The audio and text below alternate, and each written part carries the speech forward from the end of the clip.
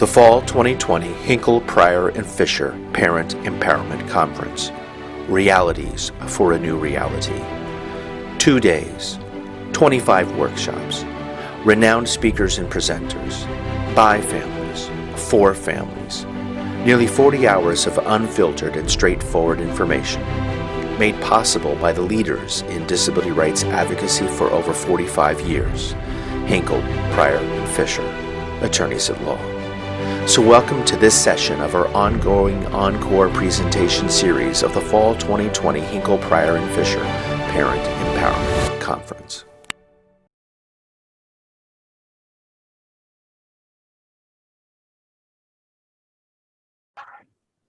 Good afternoon, everybody. Welcome to and thank you for attending the Hinkle, Pryor, and Fisher Virtual Empowerment Conference. My name is Paul Pryor, and I'll be your moderator, or sort of like behind-the-scenes moderator, I should say, for today. For this workshop entitled, what are we? Resources for Understanding and Navigating New Jersey's Service Systems, which will be actually moderated in the front of the scene by Celine Fortin, the Associate Executive Director of the ARC of New Jersey. Before we begin, just as a reminder, a couple housekeeping things. We ask all participants to mute their microphones throughout the session. This workshop will last approximately 90 minutes. The presenters will take questions if time allows. Please ask your questions through the chat box, through the chat feature at the toolbar below, or I think if you're an iPad user, it's somewhere along the side. And we'll address as many of those questions as we can, time permitting. For everybody who's here today, if you have not already done so, I would highly encourage you to sign up for this evening's keynote address delivered by former New Jersey Supreme Court Justice Honorable Helen E. Hones, who will be discussing or presenting a keynote entitled Autism After COVID-19, Navigating a World Where Everything Has Changed and Nothing Has Changed. Justice Hones is the parent of an adult child with severe autism and will provide a unique perspective on the times in which we live. She is both an inspiring person and an inspirational public speaker. So you won't want to miss out. I mean, if you've never seen her speak before and address a group before, really it is very moving. Simply go to the conference event page, click on the agenda tab, scroll down to the keynote and sign up. Now my pleasure to introduce Celine Fortin, Associate Executive Director of the ARC of New Jersey, who will introduce the rest of the panel. Celine, take it away. Thanks, Paul. So welcome, everyone. It's our pleasure to be here with you today to talk a little bit more about understanding and navigating resources for entering and navigating the New Jersey service systems. So we have the program directors of the ARC of New Jersey here with us today. They're a very varied bunch of folks, but outstanding in the subject matter which they're going to talk about today. Their full bios are listed in the conference area for this conference, so you can read all about their background and their history, but they all come to us with a wealth of information and resources. I think by the end of this, you're going to feel like you've made some friends and you now know where you need to go to get all the answers you need for any issues that you might have. So as we go through the presentation and each program begins to talk, I'll introduce each program director at the time. And the biggest question everybody has when we start these is, where can I get the slides for the presentation? So if you go into the chat box, you'll be able to see there was a chat that was sent out to all the attendees, and there is a file there, and you can actually download the slides right out of the chat box. So you should be able to do that right now. I know that Christina also mentioned that she's going to be following up with attendees for the workshops and sending out the slides.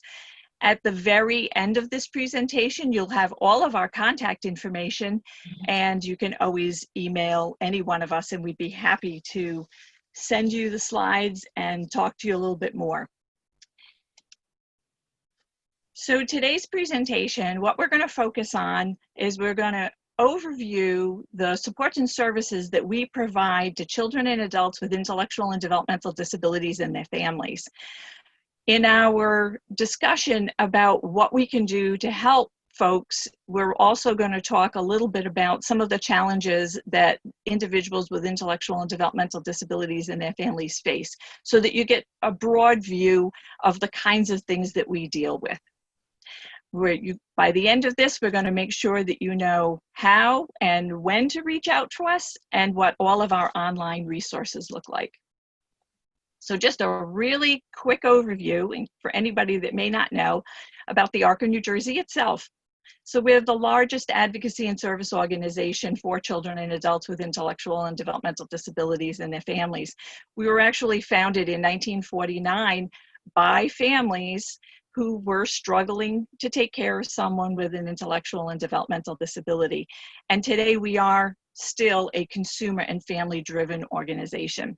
We serve the entire state of New Jersey through our local county chapters. They provide a lot of the direct services that you might hear about, things such as residential programs and day programs, and of course our state office programs, which you're going to hear much more about during this presentation.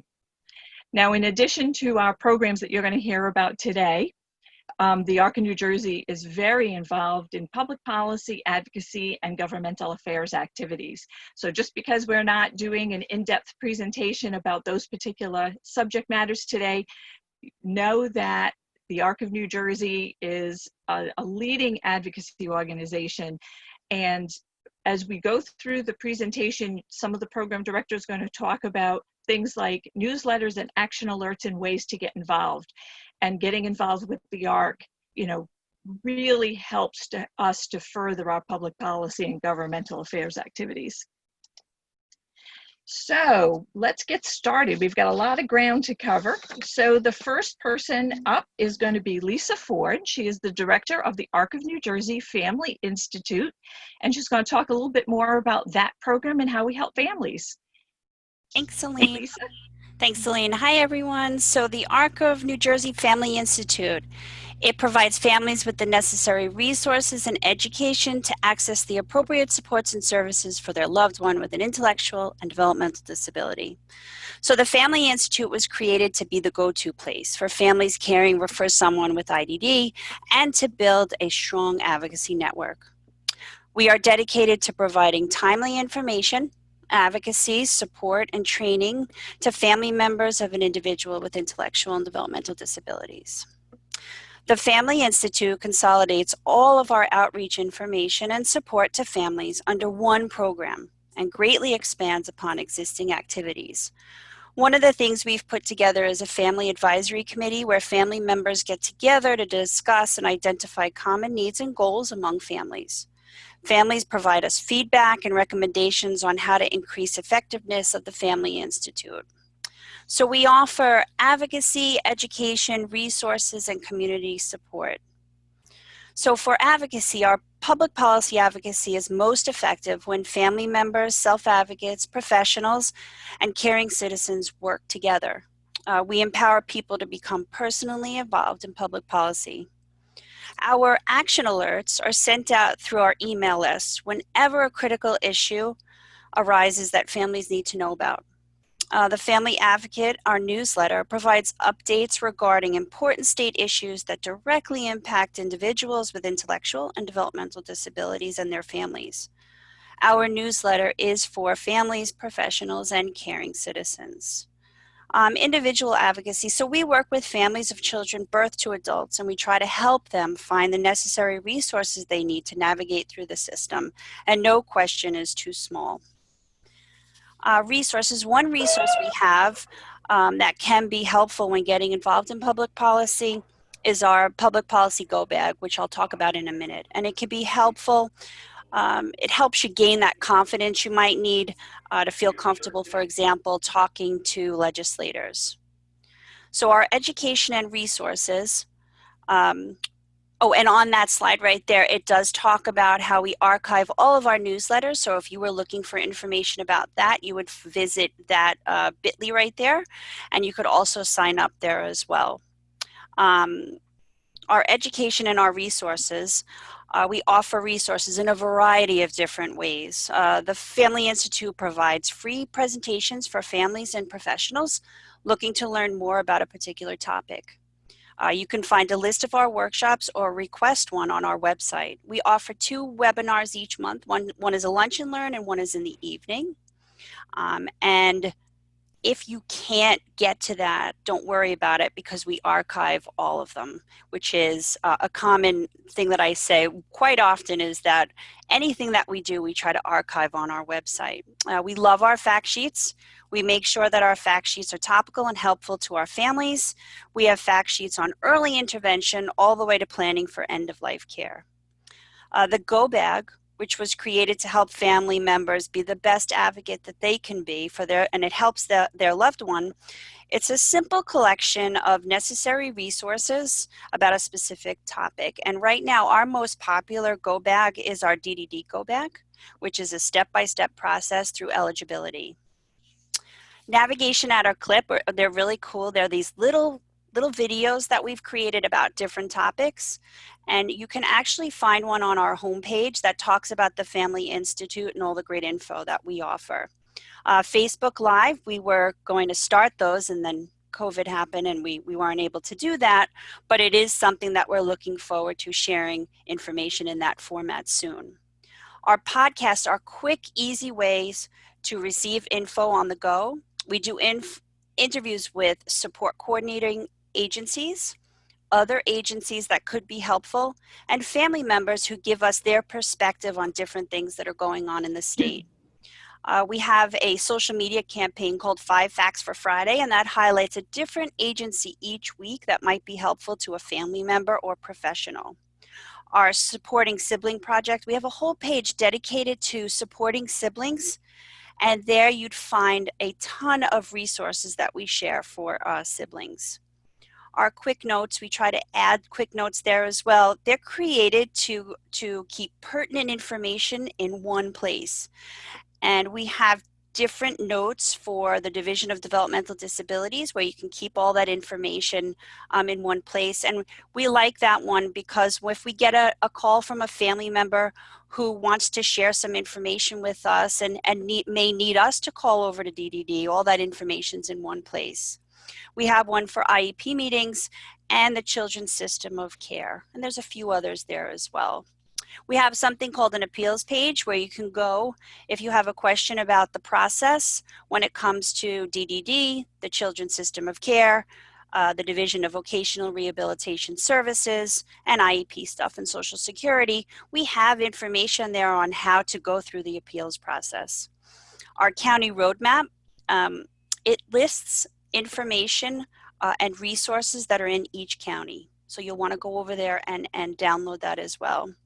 Also, our college tours, they're virtual this year, and we have these 3 that are set up for October and November, and it's an overview of the programs, the college programs that are available here in New Jersey for individuals with intellectual and developmental disabilities. So if you go to our calendar of events, you'll find that information there as well. Some other things to think about, we have something called Book of the Month. We have, like I said, our event calendar that has all of our information there. Internet resources, we're always adding new things that we think will be helpful for families. We have FAQs there as well. Okay, and then our problem intake form. So that's something that's on our website, and I'll talk about that in just a minute. So we often connect caregivers with chapters of the ARC and community supports. So to go back to our podcasts, we did a whole series with the different ARC chapters, and we talked about what supports and services they offer. So you'll want to check that out. And then I'd love for you to take a minute to join our online community where we share any upcoming events or any information that we think is pertinent. We'll put out on Facebook, Instagram, and Twitter. So my contact information at the ARC of New Jersey is right here. Call me, contact me. If you have a question, just call. If we can't answer that question, we will help you find the person or agency that can. Please, I put our website there. Please visit our website. It is user-friendly, comprehensive. Like I said, we love to archive all of our information. Everything is up to date. We offer versatile learning tools. We have several different outlets, relevant and original content. And finally, if you need help and don't want to call, just fill out our problem intake form and we'll get back to you. And like I said, that form there is on our website, www.thearcfamilyinstitute.org. Thanks for letting me talk, and I hope you enjoy this. Thanks. Lisa, Thanks, I will Lisa. say if I could interrupt, I'd say you have the best picture of any slide today with the kids. So that's the best slide screenshot clip art I've seen today. So Great. good job with that. Great. Anyway, sorry to interrupt. Go ahead. That's okay. Thanks, Lisa. So the next person who's going to be speaking is our Assistant Director for the ARC Family Institute, who oversees our children's advocacy services. It's Michael Pearson Jr. About a year or so ago, with the influx of calls that were coming into the Family Institute, and so many people contacting us about issues for those with intellectual and developmental disabilities under the age of 21. We added this position. Michael had been working with us already in another program, but he came on board and he is now our Assistant Director for Children's Advocacy. So Michael, take it away. Thanks, Aline. So Lisa already mentioned a basic overview of what the Family Institute does. We're dedicated to providing the resources and referrals necessary to navigate through the system of care or the systems of care. We provide timely info, and we work to bridge the gap between service changes and families. A lot of times families miss out on services just because they're not aware of current changes to the systems.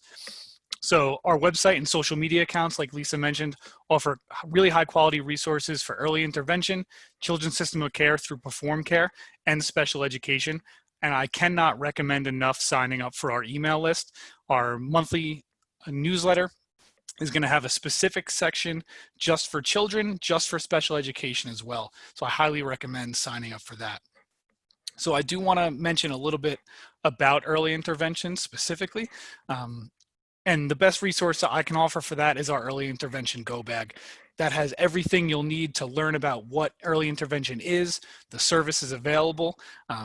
It's obviously, so if you're not aware, it's for children and toddlers that are birthed to 3 years of age. And on all my slides, I put a little fact at the bottom of each one that people may not be aware of. Evaluations are conducted at no cost to the parent. A lot of the services for early intervention are also free and provided at public expense. And if there is a cost associated, parents and families can use Medicaid or private insurance to cover those costs. We always recommend as well, if you're unsure about your child having a developmental delay, seek help as early as you can. Speak to your doctor, your pediatrician, make that call to early intervention, get an evaluation as soon as possible, because the earlier that your child and your family can receive services, the better off everyone is going to be. I also want to just drop a quick plug. We're going to be having an early intervention podcast. So that'll be coming out in November or December. We're just working on that. So keep on the lookout for our early intervention podcast. So next, obviously after early intervention, is going to be the children's system of care. So this services children and people ages 5 to 21. So the transition can be a little bit tricky. So it's important for families that are in early intervention to have that meeting with the individualized family support plan to plan that transition and make sure it goes as smoothly as possible, and get in touch with their local school district as well.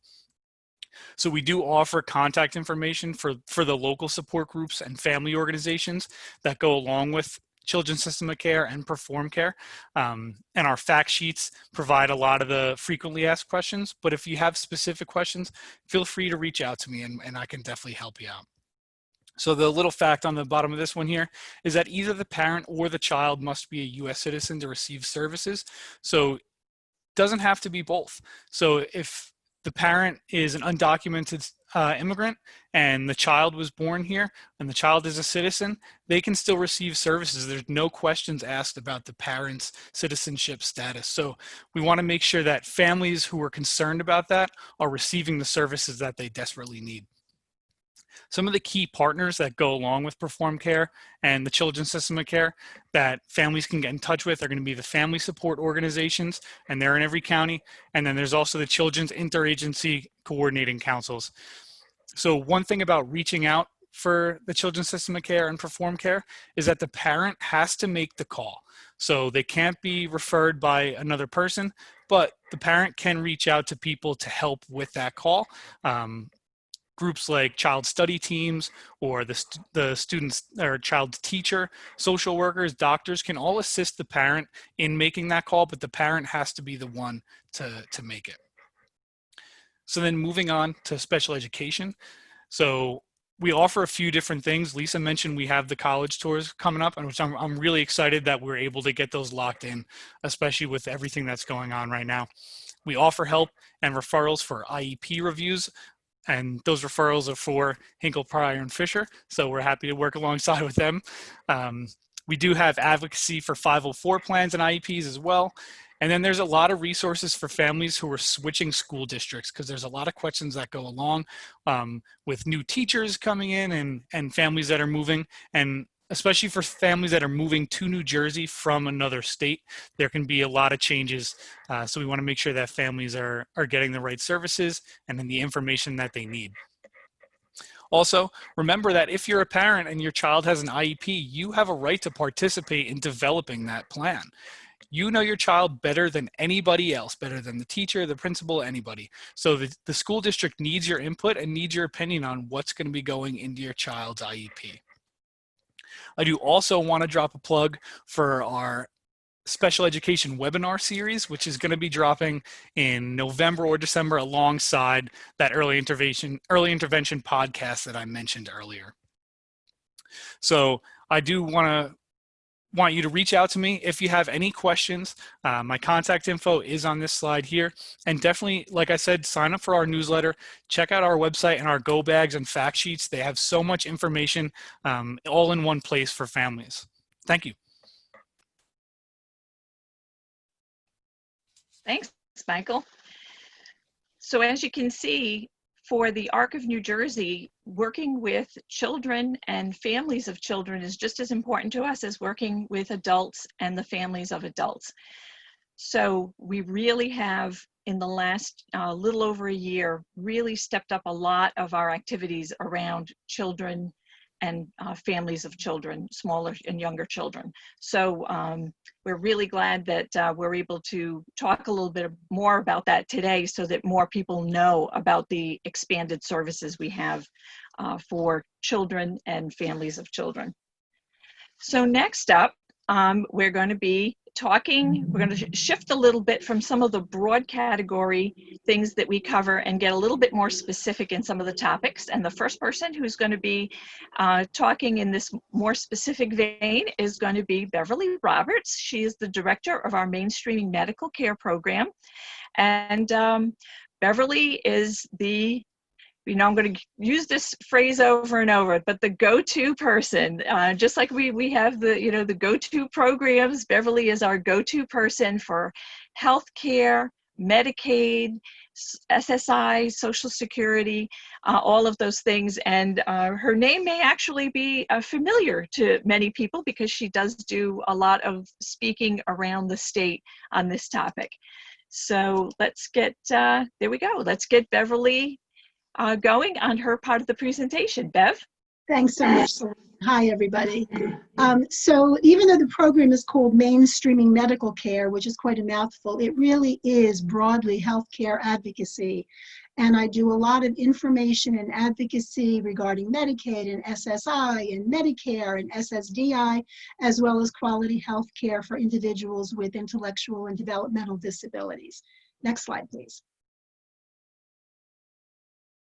Right, so I'm going to provide a very brief summary because there's so much great information that you're going to hear today. So I'm going to probably talk quickly, provide a lot of information on, but cover just as an overview of what I do, I also want you to know that with regard to SSI and Medicaid, I will be speaking tomorrow at 11:30 at this conference in a 90-minute session completely devoted to SSI and Medicaid. So if you really want a lot of detail on that, please log on for that tomorrow. So with regard to SSI and Medicaid, we encourage people to apply at age 18 because Social Security views people with IDD as adults as soon as they have their 18th birthday. And since they're an adult, in the eyes of Social Security, the parent's income is disregarded. So if the same person with the same disability were to apply at age 17 from a middle-income family, that person would be turned down, not because of the disability, but because the family income would be included. And again, if it's a middle-income family, that person would be disregarded at age 18. With the same significant disability, they would be accepted. Medicaid starts automatically when SSI starts. And having SSI, or supplemental security income, is helpful for changes that occur later when a parent retires or if a parent becomes disabled or passes away. And again, for all of the details on that, tune in tomorrow at 11:30. Next slide, please.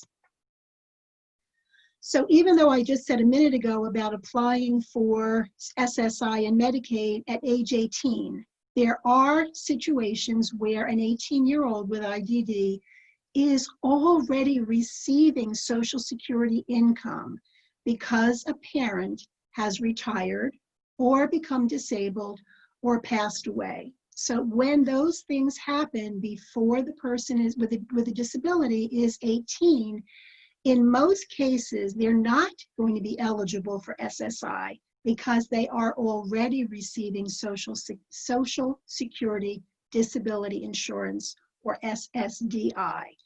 So I want people to be aware with the advocacy that all of us do at the ARC of New Jersey, but since my area is healthcare, I was involved with DDD a number of years ago to help to establish a process for these individuals who already are receiving SSDI from a parent and are not going to be eligible for SSI and Medicaid.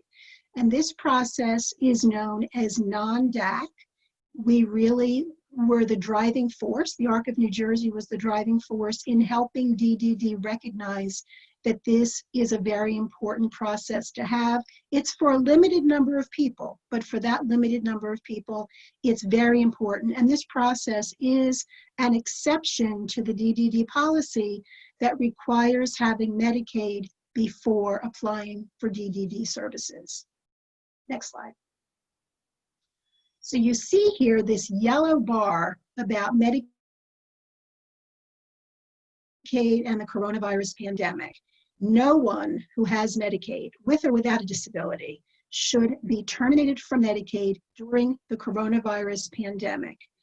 That doesn't mean that people aren't getting Medicaid termination notices. So if anyone who's listening to this has received a Medicaid termination notice, I would like to know about it and just be able to help and keep track of what's happening.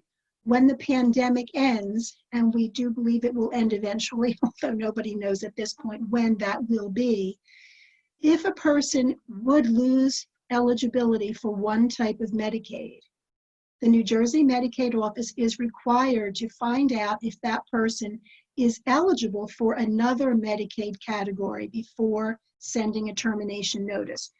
Even though that's the requirement, it does not necessarily always happen. I just wanted people to be aware of what the requirement is and having to do with a lot of the advocacy that we're doing around this issue. Next slide, please. All right, so again, talking about the coronavirus and newly emerging problems. For people that have SSI, there is a federal regulation, which a lot of people were not really aware of until the coronavirus hit. The federal regulation says that if a person has SSI and they're eligible for another source of income, they must apply for it. It's not like will I or won't I, should I or shouldn't I. The regulation says if you have SSI and you can get another type of income, you must apply for it. So there are some people with IDD who have SSI and they were working and they were laid off because of the coronavirus pandemic. They were therefore required to apply for unemployment insurance. And what that has caused is letters to be sent from SSI and Medicaid discussing termination from services because they received a very large amount of unearned income, $600 a week from the CARES Act.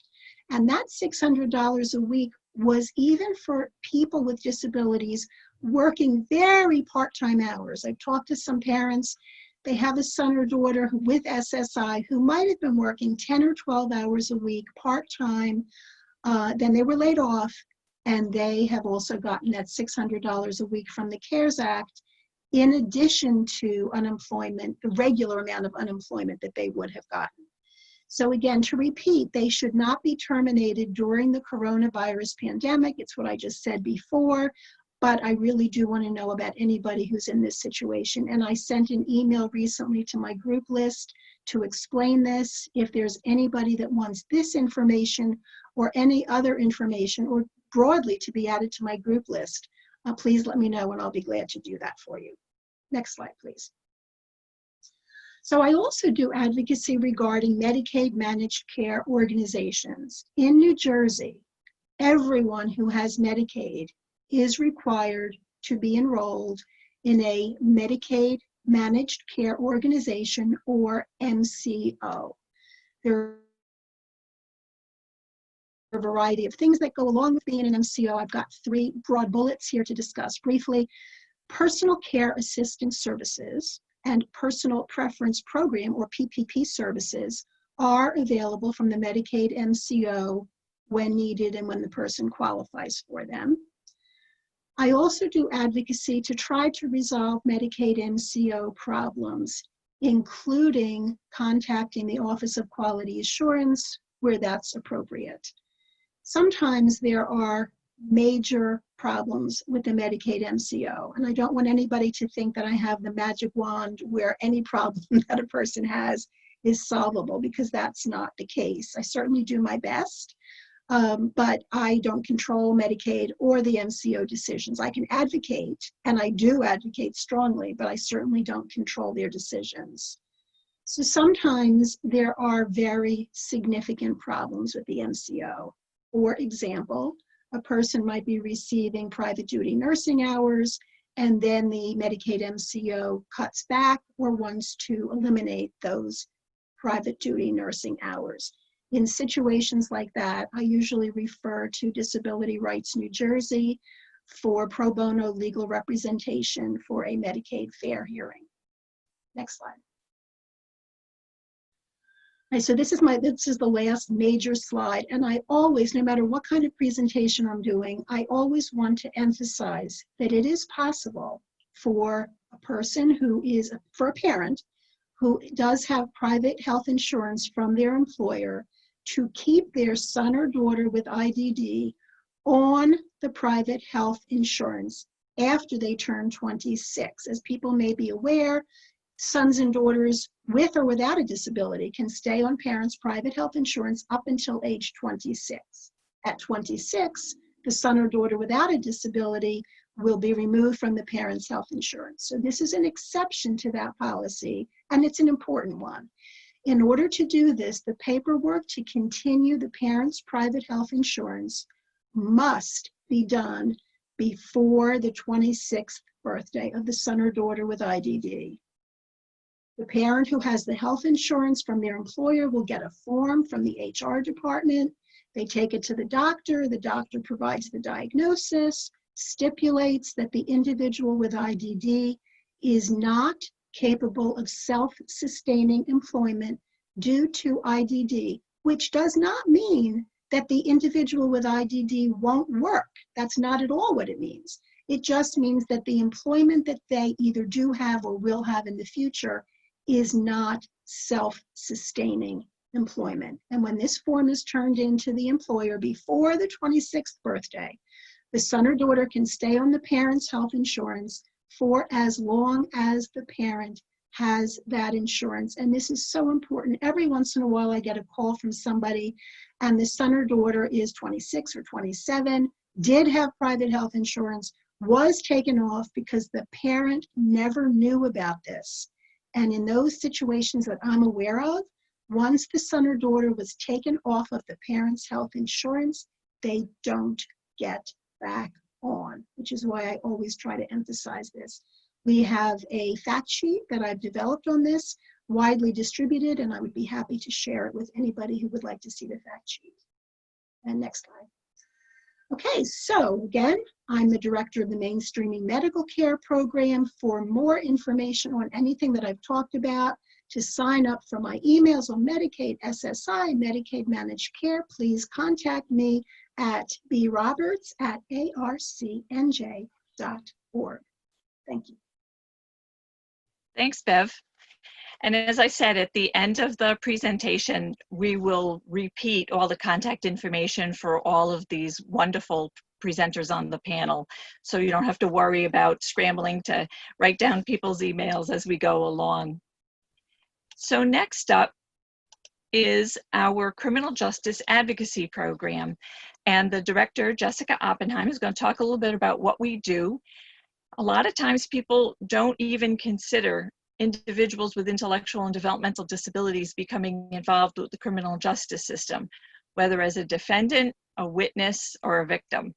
So this program was actually started back in the 1970s at the ARC of New Jersey. So it has a long history as being a part of our organization. And today, Jessica is going to talk a little bit more about the work that she and her staff do to support people in the criminal justice system. Jessica, you need to unmute yourself. No, I was waiting for you to unmute me. Okay, thank you, Celine. Thanks, everyone. I know you've been getting a lot of information coming at you, and we'll be getting a lot more great information, so I'll be very quick. Really what our program does, and we are a statewide program, so regardless of where you are, you can reach out to us for assistance. We work with people with intellectual and developmental disabilities who become involved in the criminal justice system. And we do that by providing alternatives, hopefully, to either county jail or state prison incarceration. We do a lot of education and information to the courts, to attorneys, to law enforcement, and we assist by putting a plan together and hopefully providing that to probation and parole so that people can stay successfully in the community. I'll point out that website, just like Bev and some of the people before me. It's really important. We have so much information on our website. Please feel free to reach out to that. Go on there, you'll find a lot of information. You can go ahead, Celine. There we go.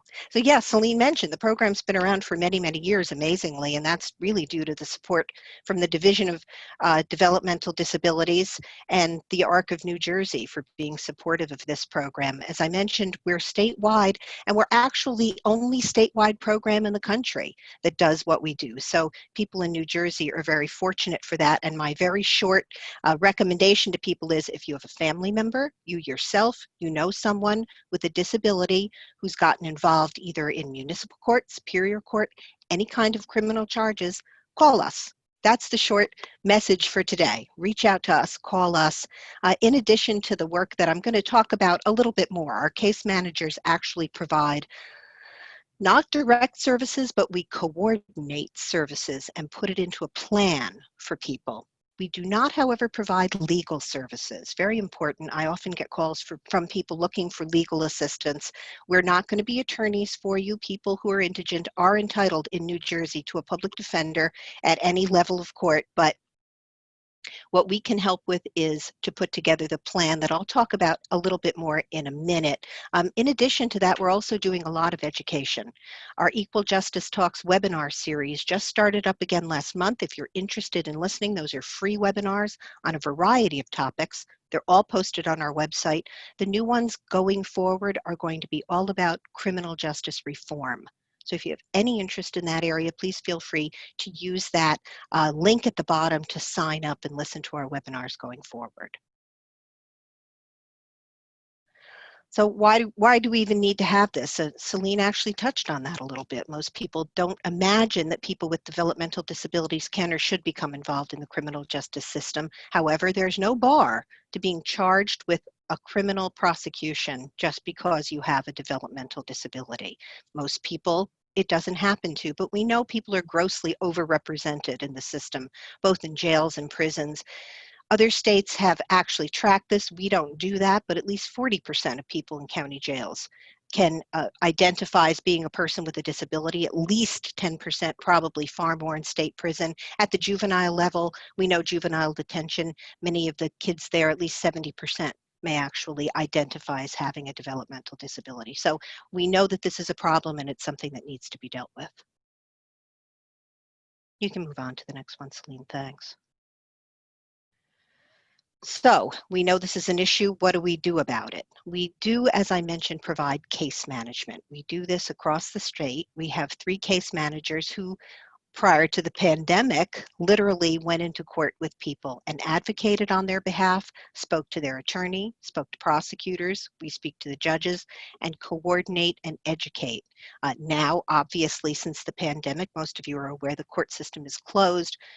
We're doing everything virtually. So our case managers are on many Zoom calls, not unlike this very one, advocating on behalf of our clients. In addition to that direct advocacy, we put together personalized justice plans for people, which are pretty much what they sound like. They're individual to each client. They take all of the information that we possibly can get about the person, put it into a plan with an idea of keeping them in the community, safely in the community, so that they're safe and the rest of the community is safe as well. We also do a lot of training. Anytime we can, we train and provide education to law enforcement, the courts, attorneys. We also educate the community and direct support providers so they too have a good sense of the criminal justice system. The goal is to really bridge that gap between these two systems.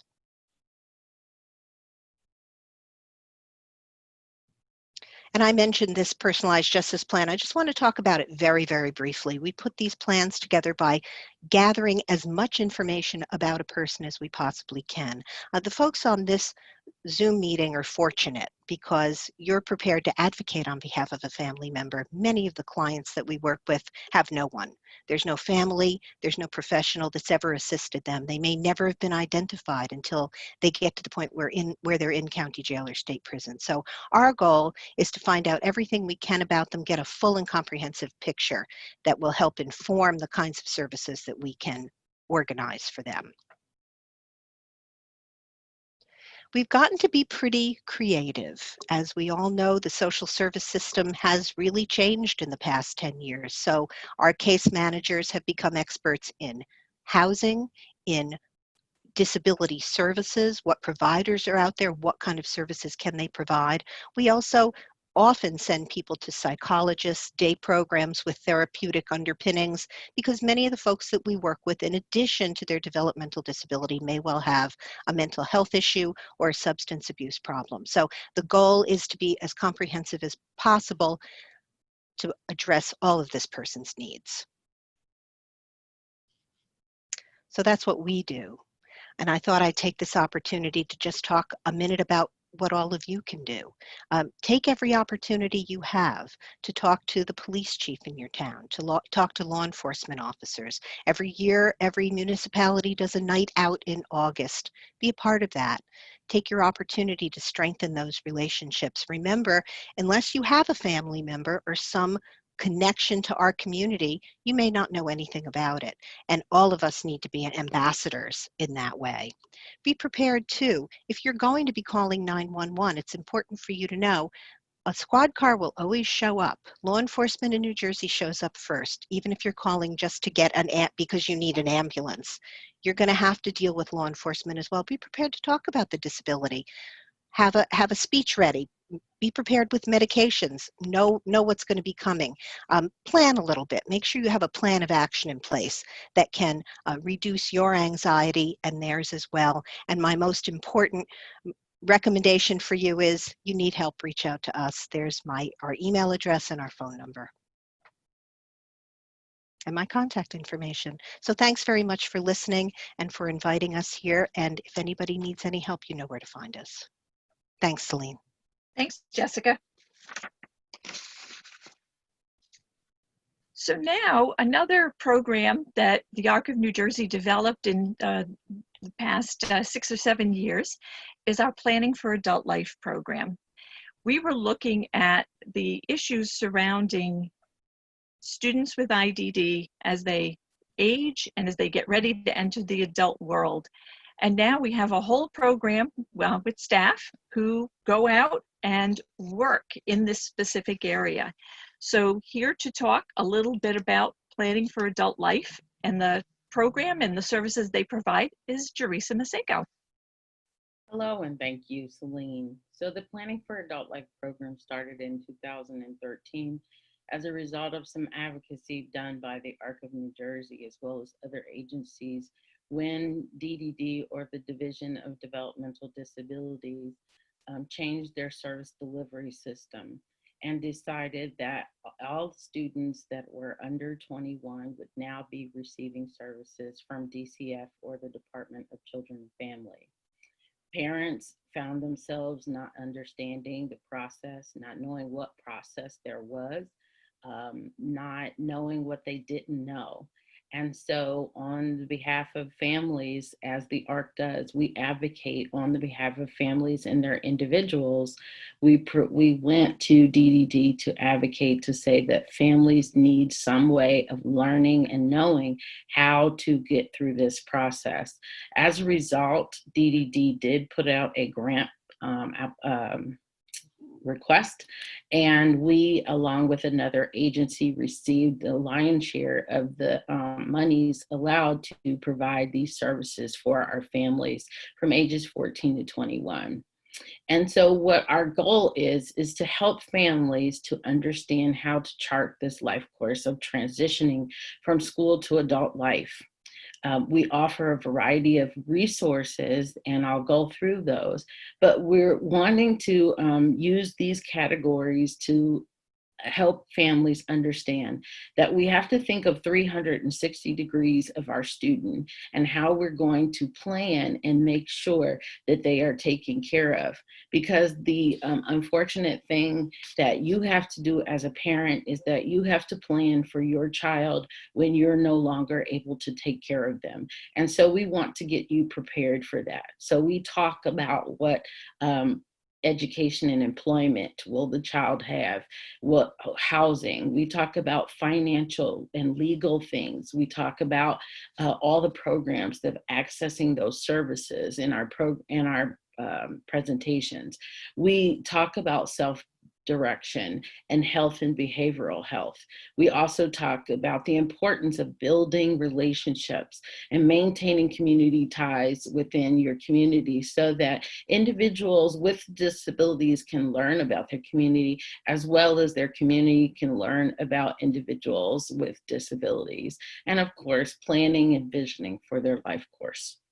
So part of our strategy is that we want families to get a team, get information, get a plan, get going, and get feedback. We want you to get a team. Right now, when your child is 14 to 21 and still in school, you have the child study team. But we say that we would like you to create a board of directors for your individual.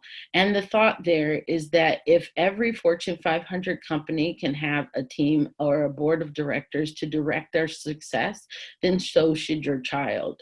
We also want you to get information. Get your information about all of the different areas that I listed as our life course areas, and make a decision. Find out information about that. And then, of course, get a plan. Get a plan. Figure out. Add details to your plan. It's not only using DDD services, but other services that are out there. What is your plan to access those? And then, of course, get going. Out in the community, and again, I say out in the community, because that's where they're going to live. They're going to be living out in the community. So we want you to get going so that when that bus stops at age 21, that your child's life will continue and will look like the same that it's been happening. And then, of course, get feedback. It's always important to take a look, see if you need to reset, if you need to level set, and to rethink things and to figure it out. And so feedback is very, very important. One of our programs, we provide several throngs of our program, and one of those is that we provide a Making Action Plans for Life and Career, or what we call our MAPS clubs. And that's where my staff and I have transition navigators, and we provide a class or a time to think solely on transition. The schools are providing their different transition services, but we come in as an enrichment class to work with our students to talk about transition. And this is offered both in person and virtually. As a part of our maths class, we want to provide community exchanges. Every day your child goes by a building and there's jobs in those buildings, there's services in those buildings, and having that conversation and setting that expectation for your student, having the conversation and saying, what kind of jobs are in that building? What kind of jobs would you think you would like to do, is setting an expectation that says, oh, I need to get a job and think about my future. And again, those are offered virtually. Next, we as I was talking about, we tell them to get a plan. And so what in our maths classes, our students are provided with a planning portfolio, and they are able to decorate and personalize it themselves.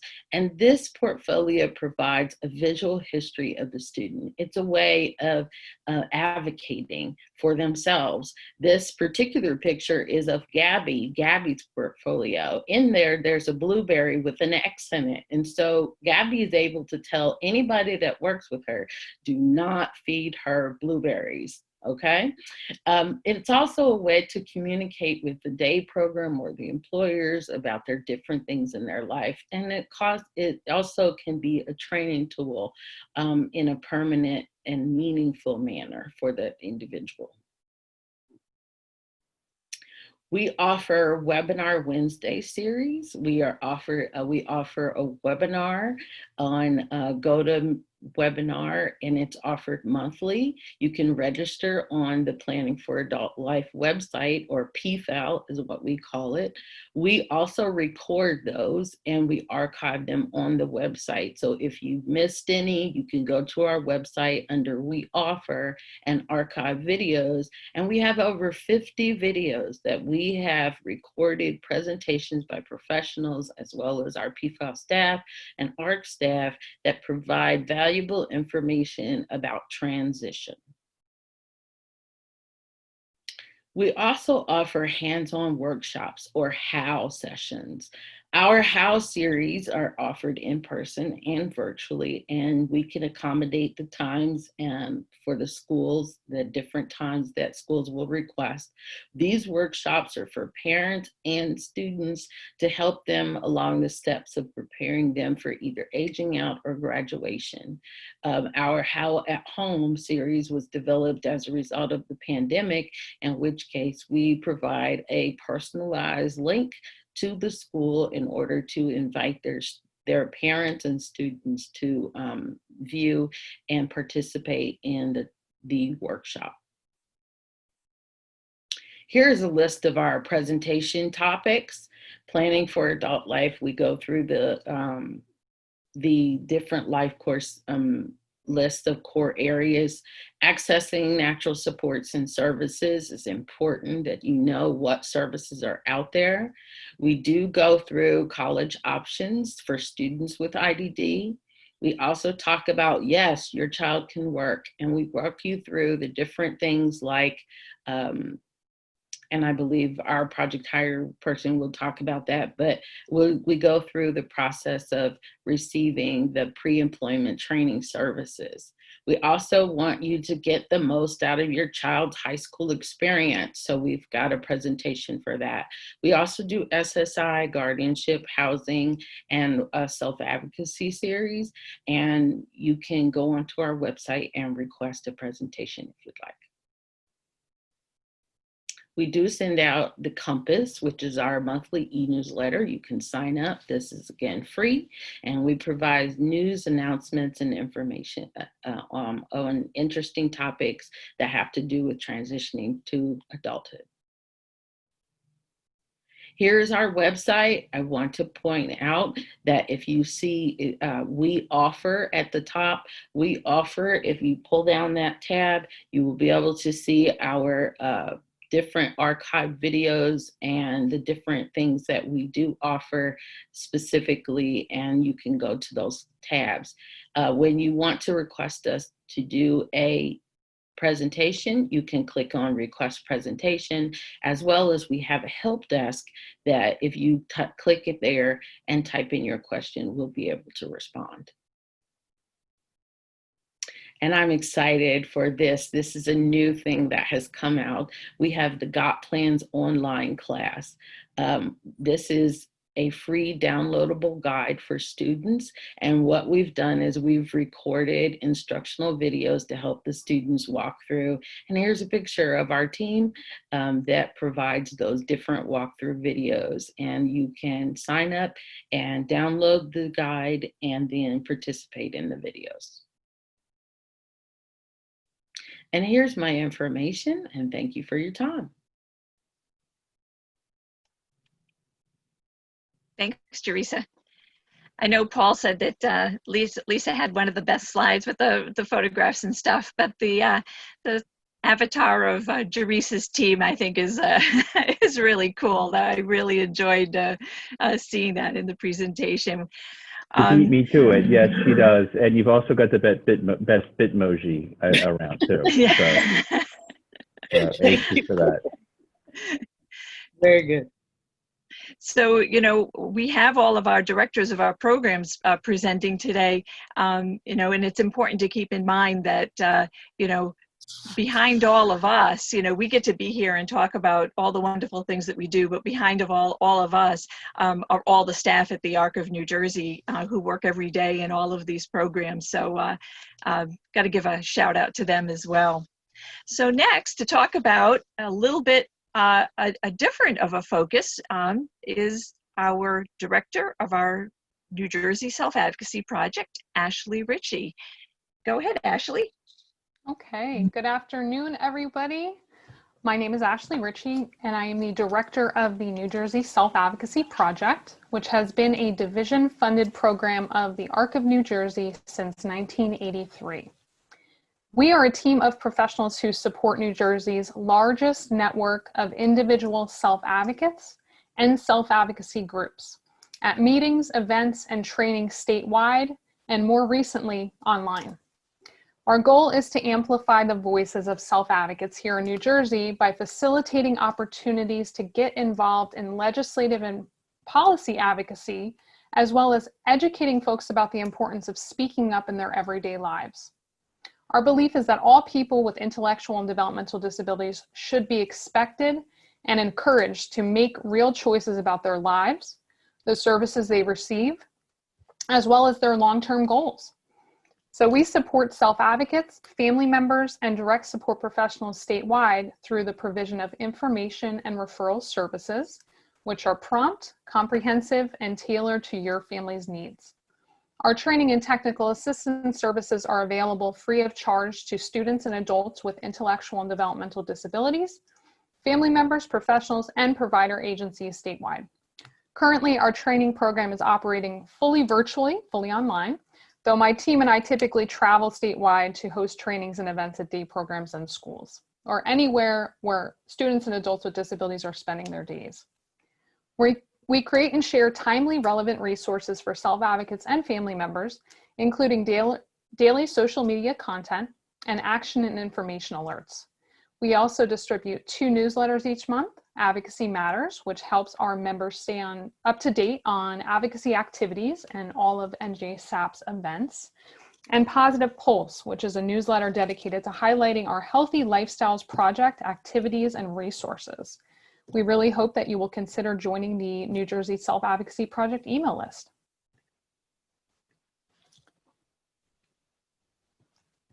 And my team and I support the New Jersey Statewide Self-Advocacy Network, which is the largest self-advocacy organization here in New Jersey. The Statewide Self-Advocacy Network is made up of 5 regional councils. The map on the left shows a visual representation of each council area. So the New Jersey Statewide Self-Advocacy Network is run by self-advocates for self-advocates with support from our team and the New Jersey Statewide Self-Advocacy Network Advisory Board, which is made up of the elected leaders from each of the 5 regional councils. Each council has its own set of goals and advocacy priorities.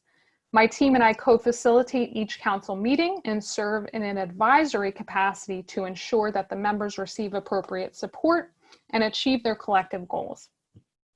Most recently, NJSAN members developed testimony on the FY 2021 state budget and submitted it electronically for consideration by the legislature. They also shared their thoughts on the importance of direct support professionals during our DSP Recognition Week campaign. We host 5 regional self-advocacy meetings each month, and they are free and open to any person with a disability. Council meetings are fantastic venues for developing advocacy, leadership, goal setting, and communication skills, as well as forging lasting social connections. All 5 regional self-advocacy councils continue to host monthly meetings using Zoom or other virtual meeting platforms. You can visit the New Jersey Self-Advocacy Project homepage for details. And our Stay Healthy at Home webinar series launched back in April as a way to stay connected while apart and as a way for us to continue providing timely updates about continuing to build advocacy skills during the stay-at-home order. The webinars are presented in a way that is accessible to self-advocates, staff, and parents alike. Our audience is diverse, and we like it that way.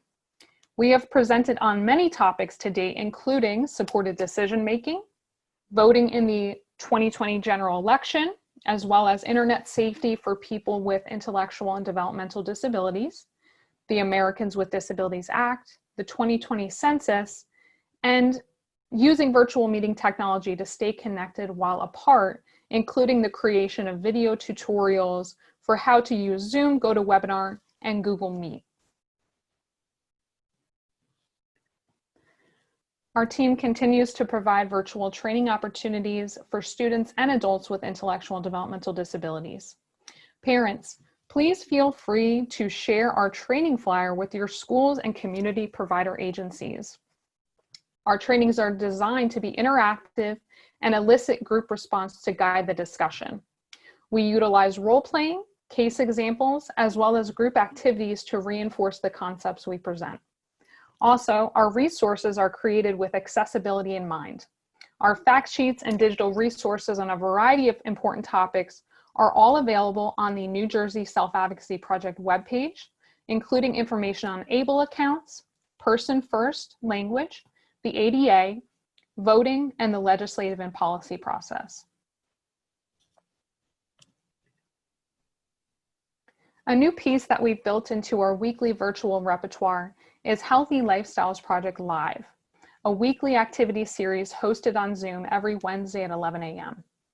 The mission of our Healthy Lifestyles Project is to educate students and adults with disabilities about all aspects of health and wellness. HLP Live is a great opportunity for parents and their loved ones with a disability to participate in an activity together at their own pace and with the support of a dedicated team of professionals to help guide them through the activity.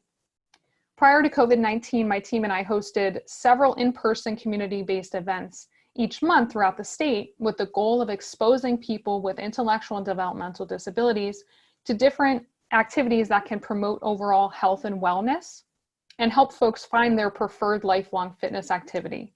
Because the best exercise is the one that you're actually going to do. We also hosted in-person training statewide, though all of our training services have fully transitioned to virtual platforms since March. Over the past few months, we've received many calls from parents and staff members alike looking for things to do while day programs and schools have been closed or operating at a reduced capacity, and their loved ones with a disability are spending more time at home.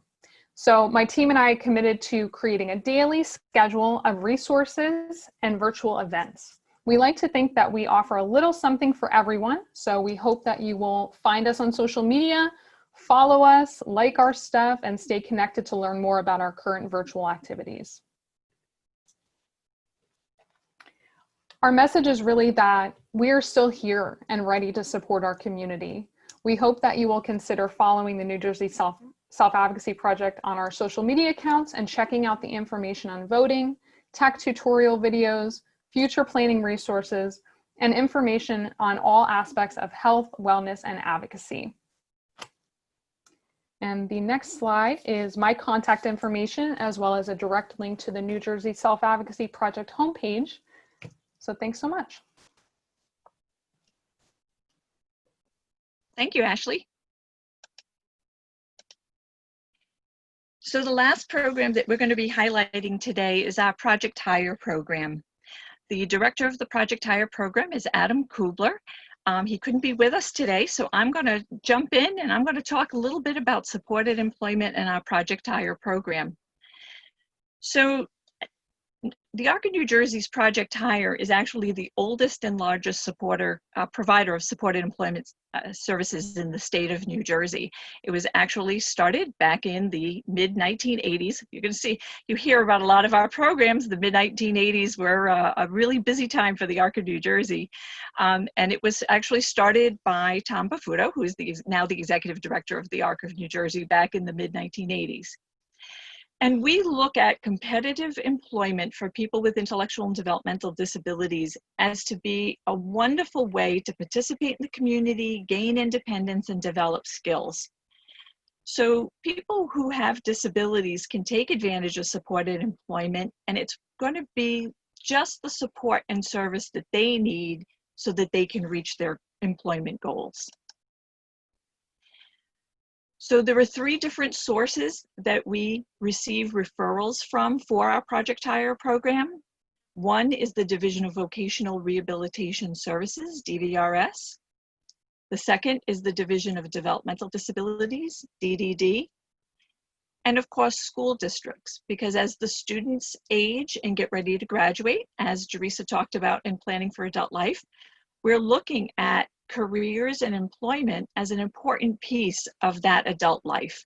So we work with schools in order to receive the referrals from them as well, so that we can get those students started and ready as soon as they graduate. Services through Project Hire are very individualized. It's not a one-size-fits-all. We look at each person, what their hopes, their dreams, their skills, their abilities, what they can do, what they may not be able to do. And we put together a plan that looks at what their future career goal is going to look like individually for that person. We serve approximately 500 individuals a month. We're in 13 counties of the state. Our staff are 100% mobile. We work in the community with the individuals, side by side with them on a day-to-day basis. We also work online with our individuals. And during the health emergency, that became a really important piece for us to work with individuals online. The goal really is to obtain and maintain competitive employment in the community in a career of the individual's choice. It's not simply enough to say that somebody is working in the community because they have a job. They have to have a job that they want to do, that's meaningful for them, and that they can look at as a career and that they can be proud of. The participants in the program can engage in a number of services and supports to help them get that goal of competitive employment. We have job placement services, and under job placement are all the activities that you can think of that would help that person find and get the job. It's the same for anybody with or without a disability. We have to look at things like resumes and cover letters, applications, reaching out to employers, employment counseling, employment readiness, all of those skills. Those are things that we do through Project Hire. And then we offer job coaching services. They can be very intensive at the start of someone's job. They can be ongoing to help the person with specific tasks on the job. And then they can also work on job performance improvement. So as time goes on and the individual maybe has a change in their job, or they're feeling unsettled about an aspect of their job, Project Hire remains available to work with the person, as we said, in the community to make sure that that person's successful in their job.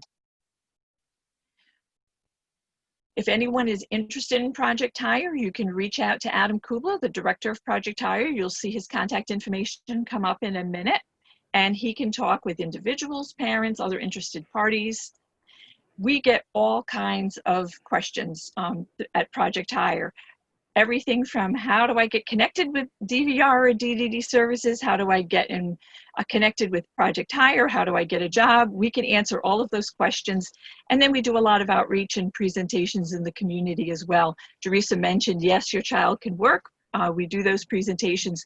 We also work with employers to make sure that they are ready and able to work with people with disabilities within their employment areas. And there is Adam's contact information, although you're going to get the information of all the contact information. Here we go, of all the directors who have spoken here today.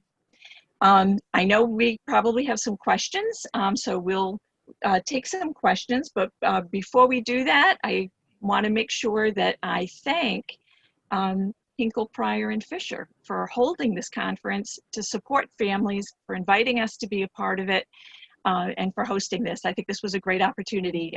Thanks, Paul, and thanks to everyone at the firm for putting this together.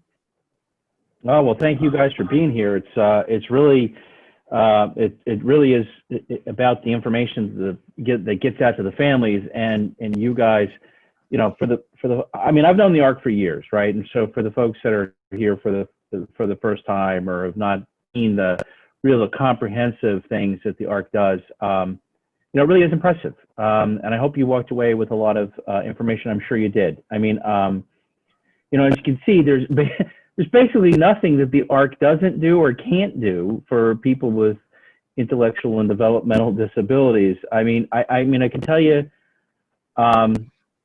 you know, I've had the great fortune of being, you know, associated with the ARC for a number of years, and I've really watched it, you know, and the things that the ARC's done has grown, and, you know, they have so many families that they touch, and so many families that, you know, these guys and others help, and they do it with a really, you know, you guys do it with an extremely small staff, given the scale and the size and the magnitude of the issues that you address. You know, I can tell you that the ARC is highly respected at the hall down in the halls of Trenton, and, you know, maybe even a little bit feared, and that's a good thing too. You know, they've been on the forefront of DSP, the direct support professional living wage issues. You know, most legislation and public policy that positively affects people with intellectual and developmental disabilities, you know, the ARC has a hand in one way or another, and that's not always obvious. Sometimes it's behind the scenes, sometimes it's up front. But you know, Tom and Celine and all the folks that spoke today, you know, they're really out there, and, you know, they're really looked to as the thought leaders and the experts in the field. You know, and I gave you guys some shout out today. I did a voting rights presentation at 9 o'clock this morning, and for the folks that weren't on that, make sure you go to www.gotvnj.org, which is the ARC's voting resource guide for individuals with disabilities. And it's a lot of the timelines and voter registration issues and, you know, the ballot issues are all contained in that resource. So make sure you go there as well. You guys didn't mention it, so I'll mention it for you. And it's a really great resource that's out there. So thanks for being here, and thanks for sharing everything with families. Michael, thanks for the props directly, you know, about the firm. The case of scotch is on its way. Bev, you know, you're a star tomorrow. You know, the last one of these virtual conferences we did, you know, Tom was our keynote speaker, and someone asked during his presentation about who is that Medicaid and SSI guru. I think it's something like Deb or whatever. So I will say that Beverly is the Medicaid and SSI guru. So if you have the chance, make sure you turn in her workshop tomorrow. So thanks for being here, guys. There are a few questions, and they, you know, some of them get specific. So one of them is, and yeah, so I'll let you guys fight over who gets to answer these things. But one participant says, look, a case manager, a family care case manager, has asked the family to apply for SSI, even though the family has income, and we're not sure that their child will be eligible for SSI. This case manager mentioned that their child's disability may make them eligible for SSI. They may want to appeal. However, the child is only 14 and has a genetic disorder, and they're wondering whether it's really kind of worth their effort to apply right now.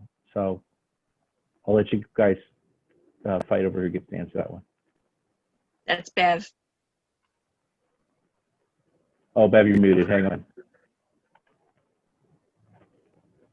There you go. Yeah, I tried to unmute and it told me I couldn't. You had to allow me to unmute. So yeah, sorry. In an effort to try and keep people from unmuting themselves, I unfortunately get caught in that net too. Sorry. That's okay. That's okay. So in the example that you're talking about, 14-year-old with a very significant disability, does the family have middle income, or would you think is the family low income? Because it's the family's income that's really the issue. Well, the question kind of indicates that they believe they have income that would be in excess of, you know, limits. So I mean, I don't know if they're getting maybe overzealous advice, or maybe there's some nuance, you know, to the question that's not clear. But you know, if there's income and resources above limits, you know, it's probably going to be a challenge, right? Right. I mean, then certainly the family could contact me directly. You know, my email is on the screen, and I get lots of, when I do presentations, there are lots of individualized follow-up emails about very specific situations. But the one thing that I can say, and I don't know enough about this child's disability, when a child or an adolescent has such a significant disability that private duty nursing is medically necessary. Not a home health aide, because sometimes it's something where you really need help, but it's lifting and positioning and whatever, but not a nurse. If private duty nursing is medically necessary, then it really wouldn't be SSI, but they would be eligible for Medicaid. And then they would get managed long-term services and supports, no matter what the family income is. But again, it must be a requirement that this child would need private duty nursing. Right. They actually just clarified a couple of things. You know, the person has Fragile X, and they believe they have income from around, you know, $80,000 a year. So I think that's kind of cuts against what you just said.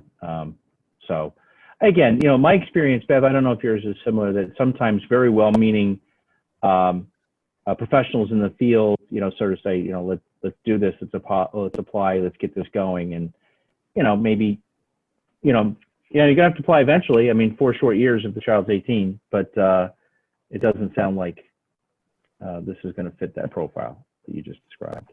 But, you know, again, this is not a substitute for individualized or maybe offline, you know, advice. These are just forms for kind of broad pieces of advice. Another question that comes up is, who can we contact about abuse issues? Now, I'm not quite sure what that's driving at, who's the abuser, who's the abusee, but who can we contact for abuse issues such as drug and otherwise? So I don't know if that's a self-advocate problem. I don't know if that's a provider problem. So I think that, you know, not knowing specifically what they're talking about. So there's a couple of different things that come to my mind when I hear that. So the first is that if they're talking about, you know, suspected cases of abuse or neglect against a person with an intellectual and developmental disability, I mean, that should be an instant call to, if the person is a DDD registered person. I mean, you know, of course, you know, if people want to reach out to us, we can help individuals and families. But if there is suspected abuse going on, you know, that needs to be an instant call into the division. When we talked about our criminal justice advocacy program, of course, we talked, you know, a lot about people who get involved in the criminal justice system. We also have a big piece of the program that has been focusing on the sexual assault and abuse of people with intellectual and developmental disabilities, because that is a very significant issue in our population. And we actually have, you know, a whole program that's sort of running and looking at that issue, and working on some different initiatives that we want to have out there in the community to put more information out and to make it a safer, better place for people with intellectual and developmental disabilities to be in the community. The last piece I'll add on to that is if they were talking about issues such as substance abuse issues or alcohol abuse issues, and they're looking for resources in the community for either counseling or, you know, specific mental health resources, between Jessica Oppenheim in the criminal justice program and Beverly Roberts in the mainstream medical care program, and even the Family Institute. You know, we have a lot of resources that we can connect people with who have worked with individuals with intellectual and developmental disabilities for those resources.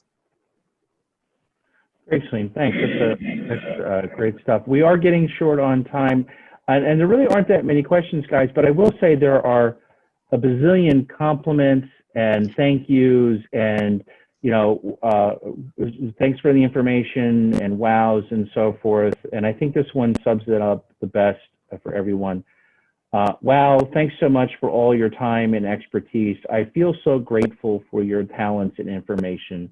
Blessings to all. And I think that one, you know, there's a lot like it, but that's the most eloquent, and I think that summarizes everything. And I echo that. Thank you. You guys have done a wonderful job, and thank you for all you guys do for the community that we all serve.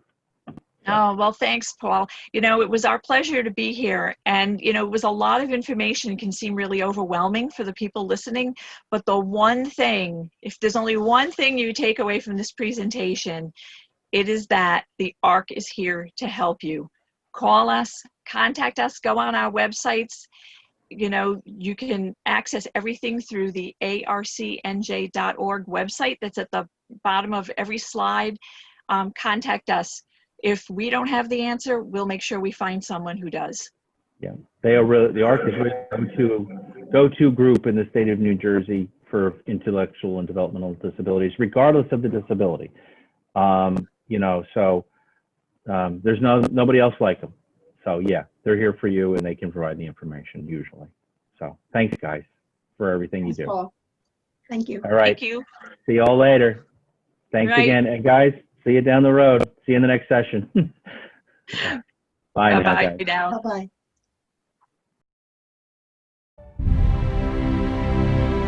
Thank you for watching this encore presentation from the Fall 2020 Hinkle, Pryor and Fisher Parent Empowerment Conference.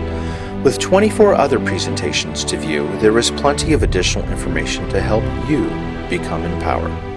As a reminder, the information contained in this video is not a substitute for individual legal advice and does not create an attorney-client relationship.